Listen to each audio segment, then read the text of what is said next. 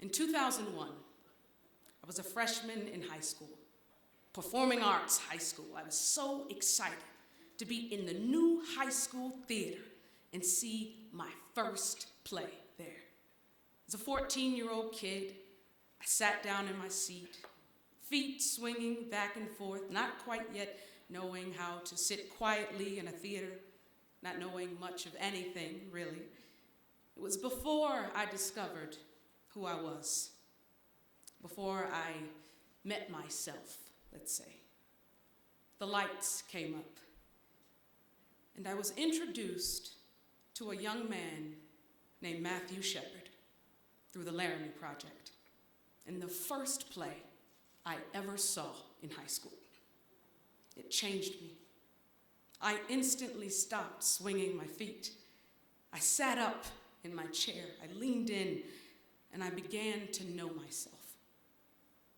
I could not have known that 17 years later, after having gone through a transformation, after falling in love with storytelling, falling in love with myself, and falling in love with my wife, that I would be asked to participate in Tectonic Theater Project's benefit performance of their iconic theater piece, the piece that had introduced me to Matthew, the piece that introduced me to me.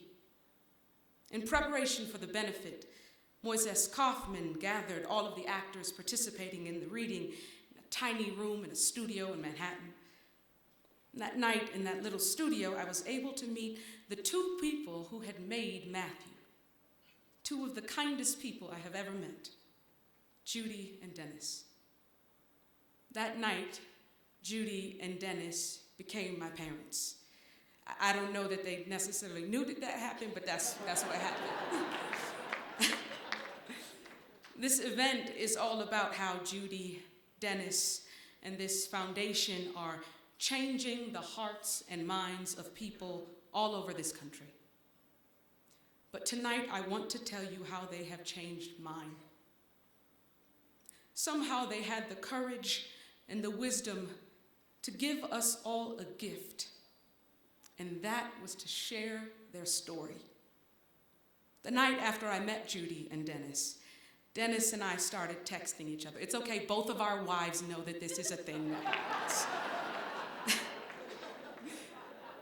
The first text Dennis ever sent me said, "I love you."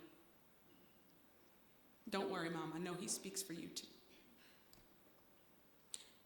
If Judy and Dennis had not accepted their calling of healing and changing our world by sharing their story, then 14-year-old me would not have sat up in her chair that night and began to understand herself. I would not have found my own courage, my own activism, my own visibility. I thank you for your wisdom. I thank you for your kindness. And I thank you for your bravery. May this foundation continue to be a blessing to all who encounter it, and a testament to who you both are.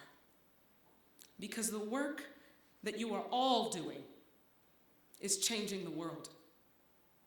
Thank you for teaching us all who we are. Thank you.